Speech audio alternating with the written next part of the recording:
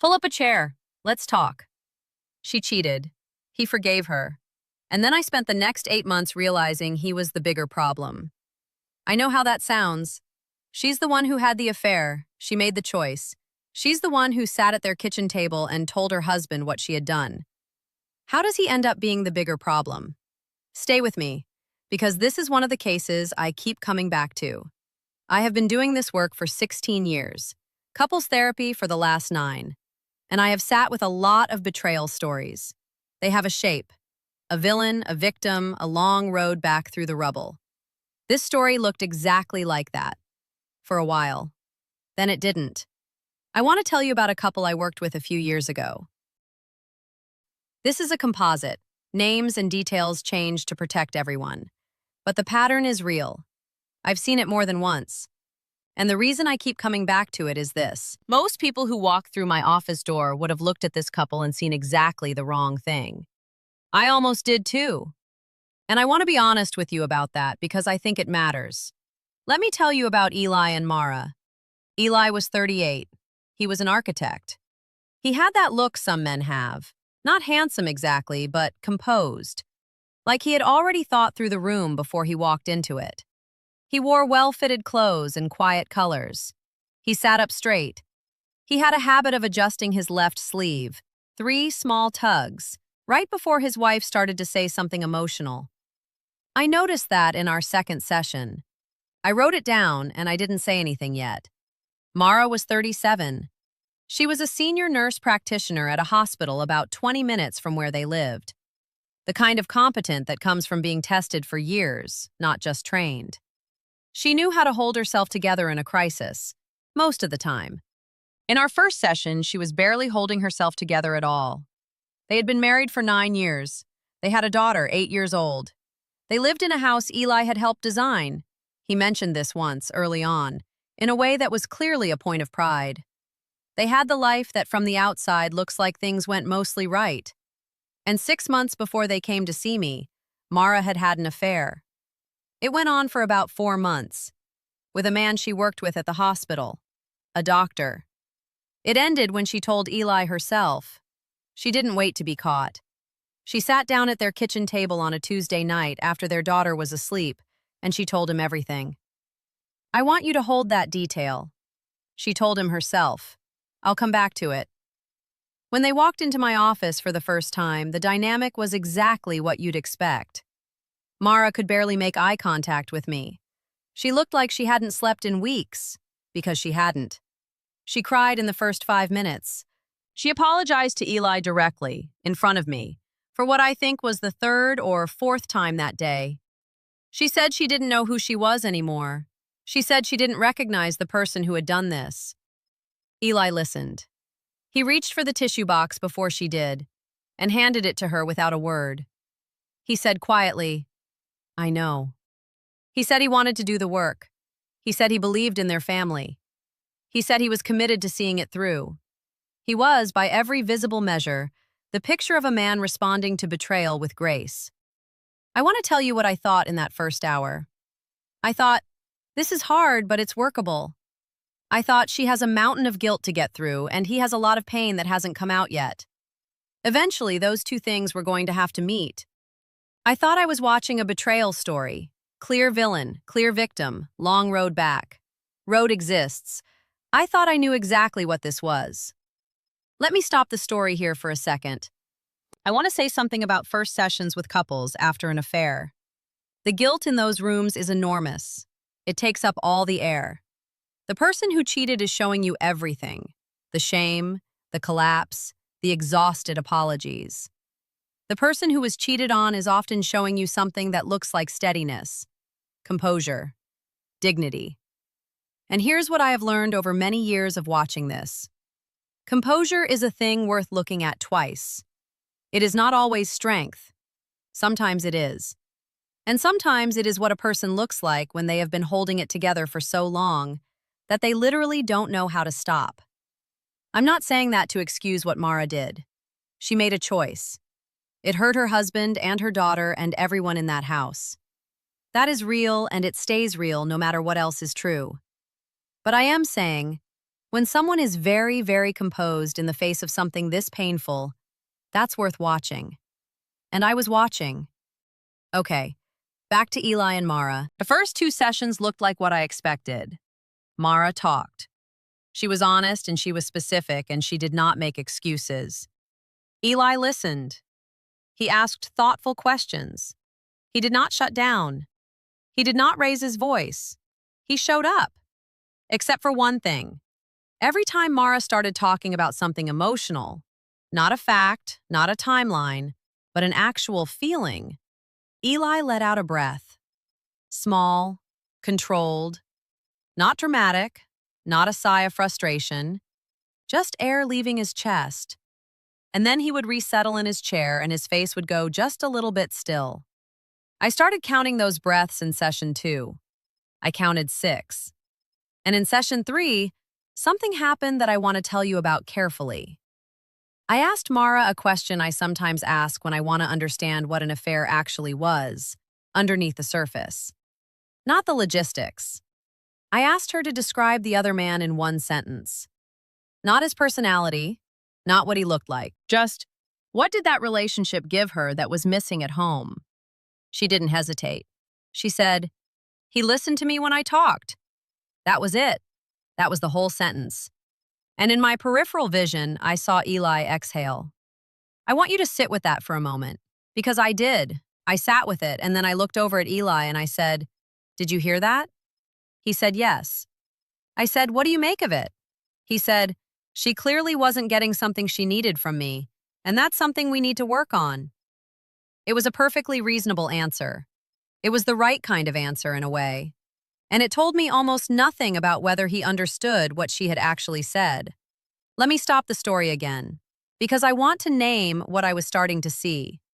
There is a pattern I have watched in couples for a long time. It doesn't have a name most people know. I sometimes call it covert emotional withdrawal. I know that sounds clinical.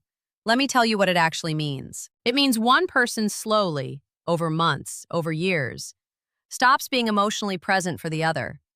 Not in a loud way, in a quiet way, a small breath way. It's the partner who responds to, "I'm feeling really alone lately," with a suggestion to plan a date night. It's the partner who asks, "How was your day?" but has already picked up his phone by the time you start answering. Always in the room, never quite there. It does not feel like cruelty. The person doing it is usually not aware they're doing it, and the person on the receiving end can't point to a moment when something bad happened.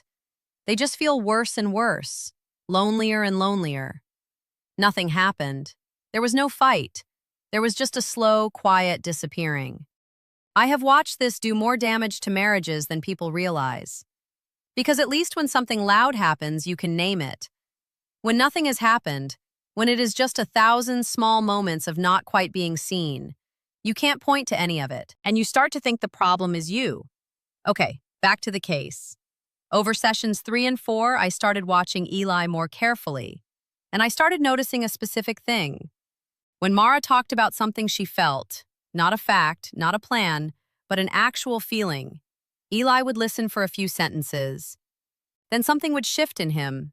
He would ask a question, a clarifying question, a practical one. When did that start? What do you think caused it? How long had you been feeling that way? The question sounded engaged. It sounded like he was paying close attention. But every single time, it moved the conversation away from the feeling and toward the information, toward the facts of the situation, away from Mara. When she said, "I feel like I have been invisible in this marriage for years," he said, "Can you give me a specific example? Something concrete?" Which sounds fair, right? That sounds like a reasonable request. Help me understand, give me something to work with. Except here's what I noticed. When Eli talked about something he was feeling, and it happened, though rarely, Mara did not ask for specifics. She leaned toward him. She said, "Tell me more." She sat forward in her chair. Her whole body turned to face him. He had one way of receiving her emotions. She had a completely different way of receiving his. And they had been doing this for 9 years, and neither of them had named it. I want to tell you about Mara's perfume. In session 4, almost as an aside, Mara mentioned that she used to wear a perfume she loved, a specific one she had bought years ago, and at some point she had stopped wearing it. She wasn't sure when, just stopped reaching for it. The bottle was still on the bathroom shelf. She just didn't use it anymore. She said this quietly, like it wasn't important, but I wrote it down. Because in my experience, the small things people let go of without noticing, those are almost never actually about the thing itself. I asked her when she stopped. She thought about it. She said, maybe 2 years ago? Maybe a little more than that. The affair had started 4 months before they came to see me. The perfume stopped 2 years before the affair. I'm going to say that again because I want you to hear it. The perfume stopped 2 years before the affair began. I am not saying the perfume was a sign of trouble. I am saying that when a person starts letting go of small things they loved, the music, the habit, the texts, that is worth paying attention to. Because those things don't just disappear. They get given up. A person gives them up when some part of them has stopped believing those things belong in their life right now. Stopped believing there is space for who they are. That is a kind of grief. Quiet and slow and happening right inside someone's daily life. That is what invisible erosion looks like from the inside. Now, I want to be clear about something, and I want to say it plainly. None of this excuses what Mara did. An affair is a choice. It causes real damage. It hurt Eli. It hurt their daughter. It changed the shape of their family. That is true, and it stays true no matter what was happening in the marriage before it. But I have come to believe, over a long time of doing this work, that affairs are almost never random. They are almost always preceded by something. Not by justification, by conditions. And if you want to understand what actually happened in a marriage, you have to be willing to look at the conditions honestly. Even when they are quiet. Even when they are hard to name. Okay, let me tell you about session 5. Because this is where everything shifted. I decided to try something. I asked Eli, just Eli, with Mara sitting right next to him, to describe Mara's emotional state over the past week. Not what she had done, not what they had talked about, her emotional state, what she had been feeling. I had one rule. He could not use the words fine, stressed, or tired. He paused. Then he said, "She's been dealing with a lot." I waited. He said, "She's been struggling with the guilt, I think, processing everything." I waited. He looked at Mara. He looked back at me. Silence. About 15 seconds, which in a therapy room is a long time. I want to name what that silence was, because it wasn't cruelty. Eli was not a cruel man. He was not withholding on purpose. He genuinely could not do what I was asking. Not because he didn't care about Mara, but because he had never, in 9 years of marriage, built the habit of looking at her from the inside out. He had built the habit of looking at her from the outside in, what she was doing, what she seemed to need, what the situation required. He was, in every logistical and practical sense, an excellent partner. He planned and provided and showed up and managed. He was reliable in every way you can measure. He just could not see her. And here's what breaks my heart about it. I don't think he knew. I genuinely believe that Eli had no idea this was happening. Because Mara had been getting quieter for years, and he had been doing all the reasonable things. Date nights, thoughtful questions, handing her the tissue before she asked. He had read her getting quieter as her getting calmer, as things settling into a rhythm, as okay. He had no idea she had been getting quieter because she had stopped expecting to be heard. Let me stop the story here because there is something I need to say, and I want to say it to you directly, not to Eli, to you. I want to talk about what I call the good partner problem. There are partners who are obviously difficult. They criticize. They disappear without explanation. They do things that are loud and visible and wrong, and you can point to the moment it happened. You can say, "That is the thing that hurt me." And then there are partners who are none of those things. They are steady. They are present in the room. They handle the finances and remember the appointments and do not make scenes. They hand you the tissue before you ask. And their partner feels completely, utterly alone. Has felt completely alone for years, with nothing to point to. This second kind of partner is much harder to talk about. Because when someone says, I'm lonely in my marriage, and their partner is a good person, the easiest thing to say is, what are you talking about? Look how hard he tries. But loneliness inside a marriage is not about effort. It is about whether your partner can see you. Whether when you are scared, they feel it, not manage it. Whether when you are sad, they come toward it, not solve it. Whether you are actually known by the person sleeping next to you. There is a word for this in my field. We call it attunement. I know it sounds like a therapy word. Let me tell you what it actually means. Attunement means the other person feels what you feel. Not instead of you, not for you, but with you. You walk into the room exhausted after a long shift, and they feel the weight of it before you say a word. Not because they're psychic, because they are paying attention to your face, your posture, the way you set down your bag, the way you pay attention to someone you love. John Bowlby was a researcher who spent decades studying how human beings attach to each other, how we form our deepest bonds, what happens when those bonds are threatened. One of the things he described was protest behavior. Here's what that means in plain words. When a person stops feeling safely connected to the one who is supposed to be their closest relationship, their nervous system starts protesting, doing things to get that connection back. Protest can look like picking fights over nothing. It can look like shutting down completely. It can look like neediness. It can look like going somewhere else to feel seen. An affair is not a good choice. I want to say that clearly. But in many cases, an affair is a protest. A body and a heart finally doing something loud enough to be impossible to ignore. I have been invisible for so long that I am going to do the one thing we can't pretend didn't happen. Mara did not decide to hurt her husband. She fell into something with someone who did one thing Eli had not done in a long time.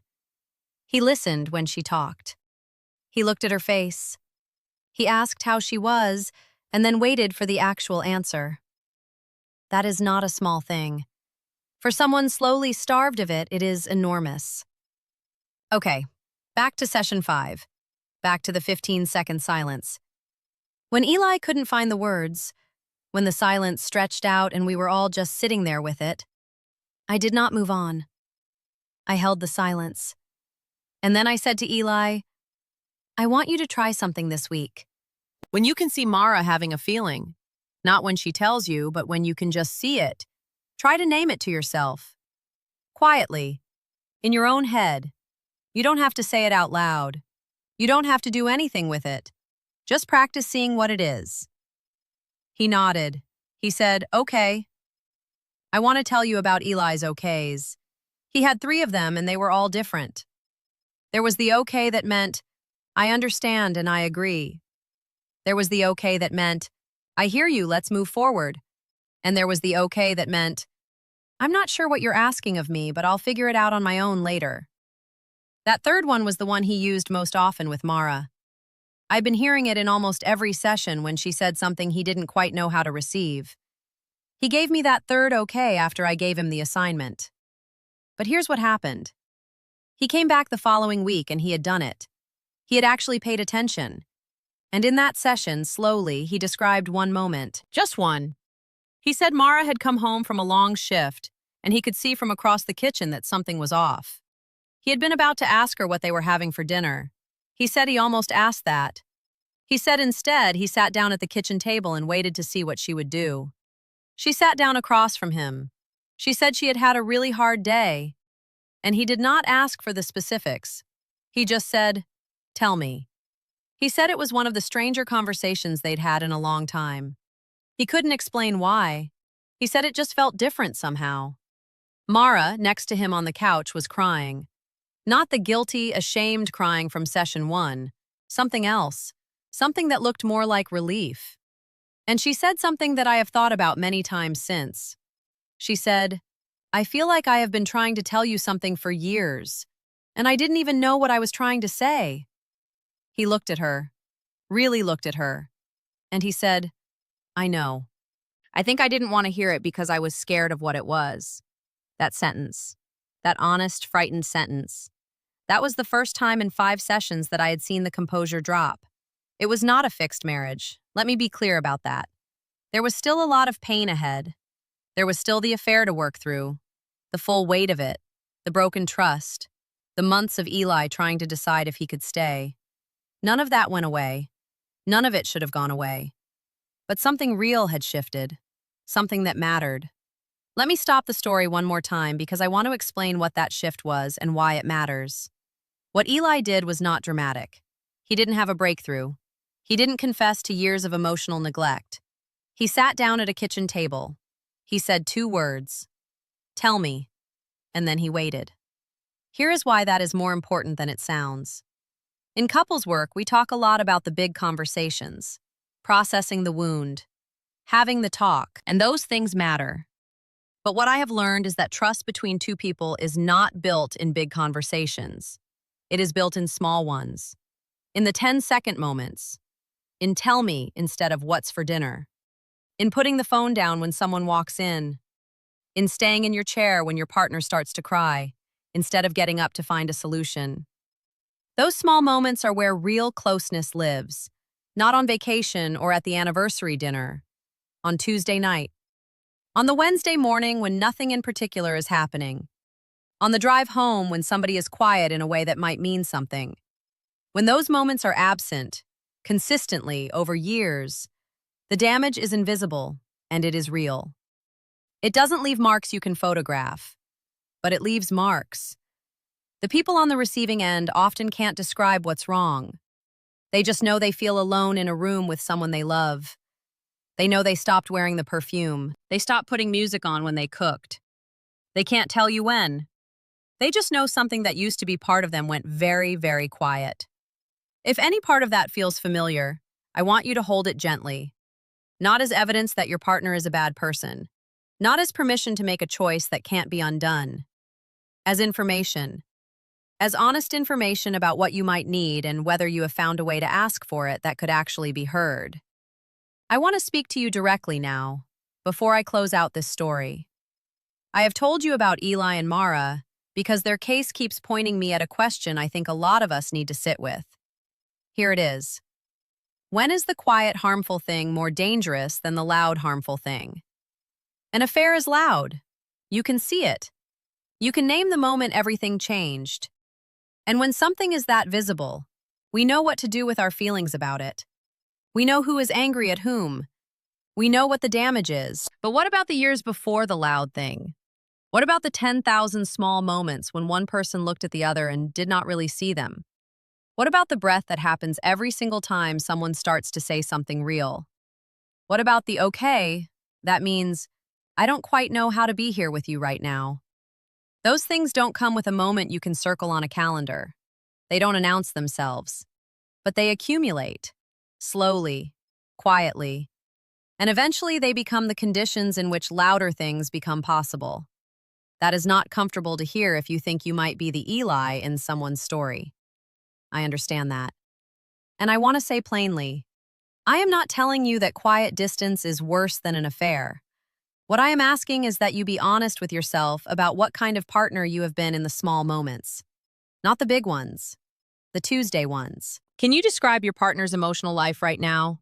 Not what they're doing, not what they need, but what they're actually feeling, in a sentence that would surprise them? If you can't, that is worth knowing. Not as blame, as information. And here's the one small, specific thing I want to offer you before we close. This week, just once, the next time your partner is in the room and you can tell something is off, don't pivot. Don't pick up the phone. Don't ask what's for dinner. Don't offer a solution. Just sit down or turn around or put down whatever is in your hands and say 2 words. Tell me. And then wait. Actually wait. Let them find the words without you filling the silence for them. You might be surprised what comes out. That discomfort you feel in the waiting, that just means you are doing something new. Those 2 words, "tell me," and the silence after them.